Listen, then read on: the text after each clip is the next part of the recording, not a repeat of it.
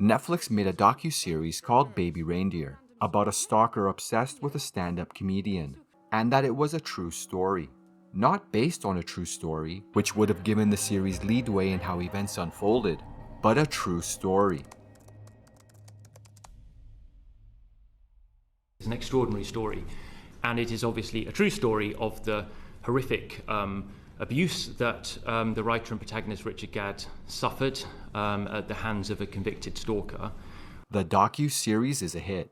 This show is incredible. Baby Reindeer. He got absolutely obsessed. Our beef curtains. I did not move. Everybody is talking about Baby Reindeer. Now fans are trying to find the real people behind the story. Because it does depict real life events. It's blown up so quickly and so fast all around the world that I didn't expect it. So Piers Morgan interviews Fiona Harvey, the real person who the character Martha was based on.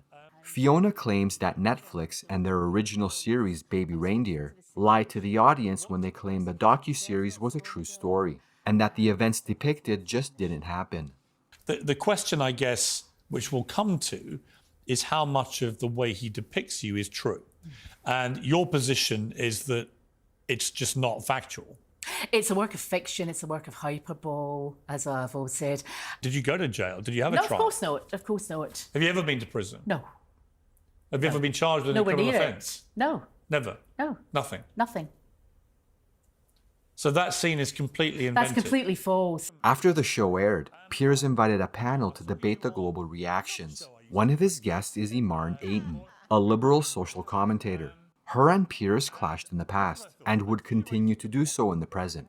You can't tell me what I'm thinking. No, exactly. But that's right? what you do to me. Or what my opinion is. And that's what people like you do to me. People like and me? Yes. What do you mean people like me? Prejudice. Racially prejudiced people like yourself. That's what you do. We invited Imarn Ayton on because she had called me out from my interview on other platforms like Good Morning Britain.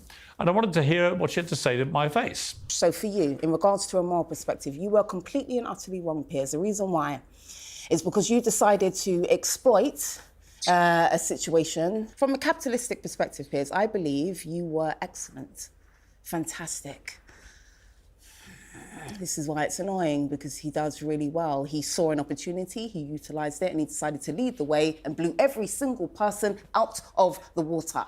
So you are right, you are wrong. Both things can be true at the same time, and therein lies the conundrum, and this is the conversation we are here to have. Well, that's today. exactly the Thank conversation we're going to have. I don't know where the truth lies. No, you do know. You do know. Hang on, Don't hang ever on. say that. No, again. hang on, Don't Imarn. ever say that again in Imarn, your life. Imarn, You do know. I don't You do know. know. I don't. Well, You do okay. know. Don't interrupt. I will. Absolutely no journalist in the world has yet been able to establish that this lady, Fiona Harvey, Right, so you're not good enough. has a criminal Right, so record. you're not good enough journalist. Can you stop interrupting? I'm going to interrupt. You're used to It's it. a bit pointless because No, it is. Continue. Okay. Continue. You got this. You got Nobody. Right from the start, Imarn comes to the debate with attitude and what seems to be disdain for Piers. Her mocking attitude and constant interruptions would make their way to the rest of the panel. So let me bring in Chris Daw, KC, a King's Counsel, so a top lawyer. Chris, I know that you've spoken today to Fiona Harvey, but we would have it by now, no question. Sorry, can I interrupt? I'm sorry, I'm really annoyed. Yeah. Chris, you know better, you're a lawyer. Oh, sorry, am I correct in saying you're a lawyer? It's a KC, it's a King's Counsel. Okay, perfect. And they clearly did not do their duty of care to protect her identity. No, lie. Because she was identified within seconds. Lie. What do you mean lie? May I interrupt? It's your show, may I interrupt? You mean I'll just say it really quickly. Richard Gadd and Netflix made it very clear that this is a fictionalized story. They've literally just said it's true. Don't interrupt. You see, you want to get aggy. You're getting aggy at me you're interrupting me. You haven't listened to what I've just played. No, so stop and listen to what I'm saying. It was fictionalized. No. Fictionalized for Netflix, as in they made it a bit more entertaining and salacious. Listen, your styly. Your thing, right? Imarn, with respect, that is simply not true. No, it actually I've literally is. just played you a clip of a Netflix And I'm giving you the nuance and giving you both ends. There's no of nuance. The It's yes, either there is. fictionalised or it's not. No, there's always nuance. Don't ever play that game. There's always nuance, and you know this, Piers. You're an intelligent man. You know there is always nuance in life. Okay, don't ever say that again in your life. Please. Let me go to Chris Law again. And they say it's true without any caveat, No, only at the without beginning. any reference to it being in some way partly true or nuanced. Sorry, Chris. No, it says that repeatedly. There is no dispute that Netflix claimed Baby Reindeer was a true story. They marketed it as true, they presented it as true, and they testified it was true.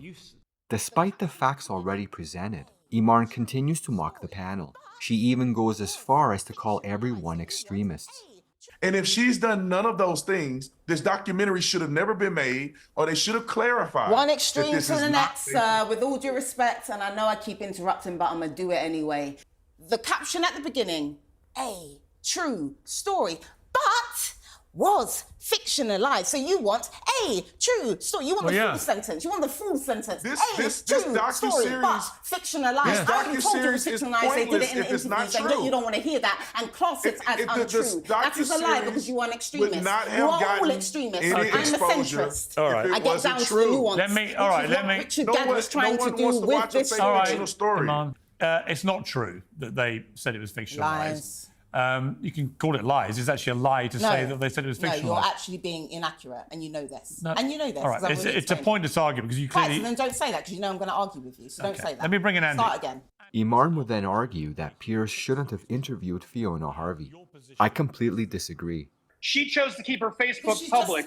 She chose to talk and do interviews. No, she's entitled to... She's just as bad. I had a psychologist. She's entitled to tell her story. And there are 700,000 victims of stalkers in this country. Baby and yet Piers decided Reindeer. to delve into Fiona. And this is why I'm aggy, this is why I'm animated, and this is why I keep interrupting with my black style. Could you please let me finish? But you knew what you were doing then, No, Piers. I knew I was I'm platforming listening a to woman you. who wanted to have her say. And also is potentially a compulsive liar and Yes. potentially unstable and unwell, and you knew that with all of Well, your the good thing is, and your journalistic the good thing is independence, you why. are proving right now that I do platform people who might be unstable. Yeah. So let's just be clear about and that. Also conscious.